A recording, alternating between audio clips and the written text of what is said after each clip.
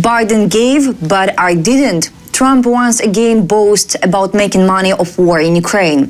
EU to announce decision on confiscating frozen Russian assets within next 2 weeks. And how Ukrainian drones leave major Russian gas terminal in Temryuk burning for 3 days. The latest news next. US President Donald Trump once again boasted that he is making money from the war in Ukraine through the Pearl program. He also took a jab at his predecessor Joe Biden, whom he accused of spending too much on Kyiv. Trump contrasted his approach to Ukraine with that of Joe Biden, claiming that the previous administration provided Kyiv with hundreds of billions of dollars, while he insists he is not giving Ukraine direct funding. He recalled providing Javelin missiles at the beginning of his term and criticized the Obama administration for supplying non-lethal aid. He described the situation as good from the perspective of negotiations, but pointed to the ongoing human cost of the war, saying he wants the casualties to stop. He also cited casualty figures for the past month, asserting that tens of thousands of soldiers on both sides had been killed.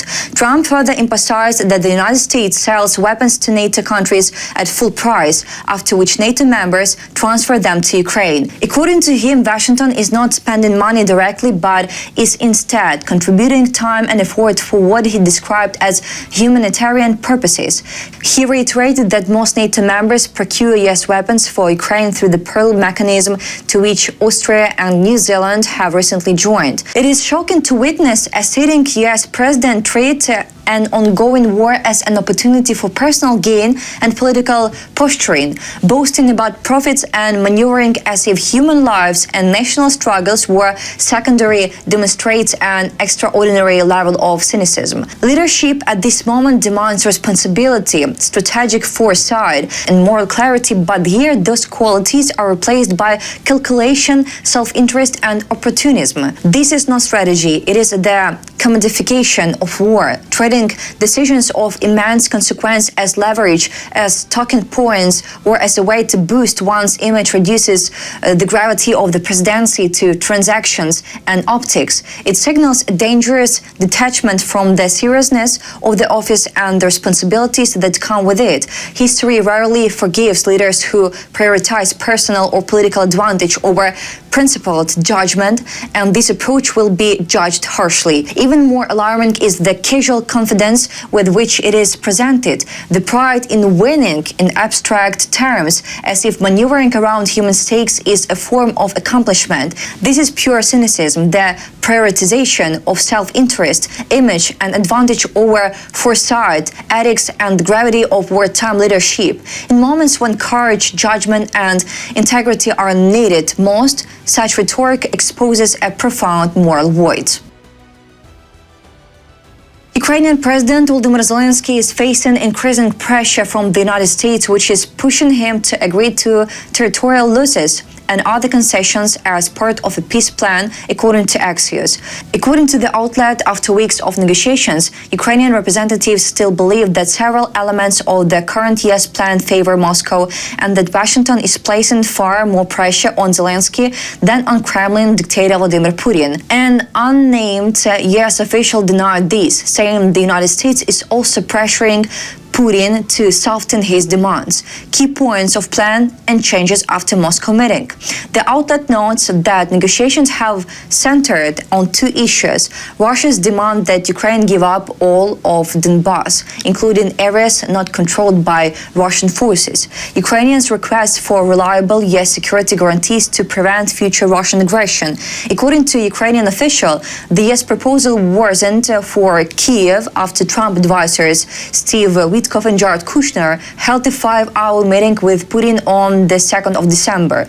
US wanted Zelensky to agree to concession directly over phone. On Saturday, the 6th of December, after 3 days of negotiations between Zelensky, his advisors, and Witkoff and Kushner, a phone call took place.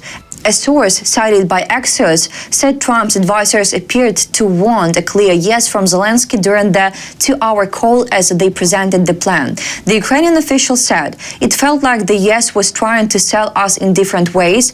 The Russian desired to take the whole of Donbass and that the Americans wanted Zelensky to accept all of it in the phone call."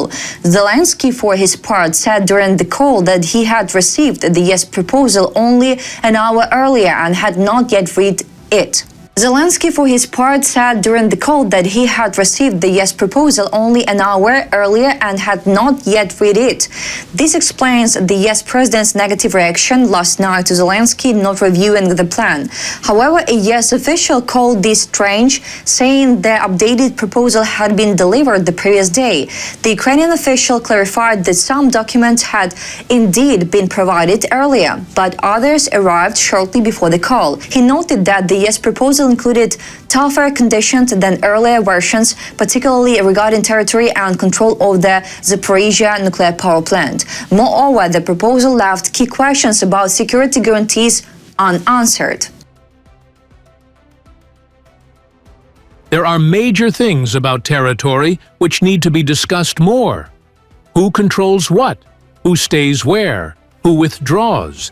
And if Ukraine withdraws from the contact line, how to make sure that Russia does the same and doesn't continue with the fighting. At the same time, the Ukrainian official said the yes side seemed to expect Zelensky to simply agree during the call. Axios adds that US officials stressed that Ukraine significantly influenced the current draft and that Kushner and Witkov also pressured Putin to accept certain Ukrainian demands.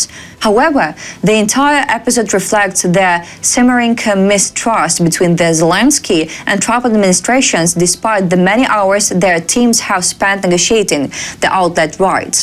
US attempts to distance Zelensky from European leaders. US and Ukrainian officials say that Trump administration viewed Zelensky's meeting in London as an attempt to buy time in negotiations on the peace plan. According to Ukrainian officials, they believe the United States is trying to distance Zelensky from European leaders to pressure him more effectively. Zelensky cannot make such radical decisions without consulting his key allies in Europe, a Ukrainian official explained. He added that while the Trump administration is pressing Zelensky for quick action, European leaders advise caution and patience. This dynamic frustrates some people in the White House who see Europeans as the main obstacle to a deal, the publication notes. European Union member states will announce their decision on the confiscation of frozen Russian assets as early as this week or next, according to The Times. The Times reports that UK Prime Minister Keir Starmer believes an agreement on confiscating up to £100 billion in frozen Russian assets held in Europe to support Ukraine could be reached within days, noting that negotiations on ending the war have entered a critical phase. According to the outlet, Starmer met on Monday with Ukrainian President Volodymyr Zelensky, French President Emmanuel Macron, and German Chancellor Friedrich Merz to discuss US peace proposals. In addition to diplomatic issues, the leaders also focused on the possible confiscation of Russian funds frozen in European banks. These assets could be used either to finance Ukrainians' ongoing defense or to support post-war reconstruction once a peace agreement is reached. Government sources cited by The Times expressed optimism that a deal is close and may be announced this week or next. The discussion includes roughly £1 billion held in accounts in the United Kingdom. The newspaper notes that this potential funding is seen as a major leverage tool for Europe and Ukraine in peace talks being led by US President Donald Trump. Access to the assets would provide Ukraine with a stable financial base for at least 2 more years of defense efforts, increasing pressure on Moscow at a time when European leaders worry about Vladimir Putin gaining an advantage. The assets are also viewed as one of the few instruments available to prevent any attempt by Washington to impose an unfavorable agreement on Kiev. Belgium, where the majority of frozen Russian assets are concentrated, continues to block the decision. The Belgian government argues that transferring the funds could expose the country to legal liabilities amounting to roughly one-third of its annual GDP. Despite this, UK officials remain confident that a breakthrough is possible. Following the meeting between the leaders of the UK, Ukraine, France and Germany, sources said the parties discussed positive progress on using frozen Russian sovereign assets to support Ukrainians' reconstruction. The Alpha Special Operations Center of the Security Service of Ukraine used drones to disable a liquefied gas transshipment terminal in the Temryuk port in Russia's Krasnodar region, according to RBC Ukraine sources in SBU. It is noted that the strike targeted facilities belonging to Nafta LLC, which burned for 3 days. As a result of the strikes, a massive fire broke out in the tank storage area. More than 20,200 cubic meter tanks caught fire out of the 30 located there. SB drones also destroyed railway tankers, an intermediate refueling container, and a loading-unloading overpass. The total area of the fire reached around 3,000 square meters. Nafta handles the transshipment of liquefied gas from rail cars and tank containers onto specialized gas carrier vessels. The terminal was built in 2008 and designed to handle 400,000 tons of liquefied gas per year. That's all for today. Thanks for watching this video. Support Ukraine, like and subscribe.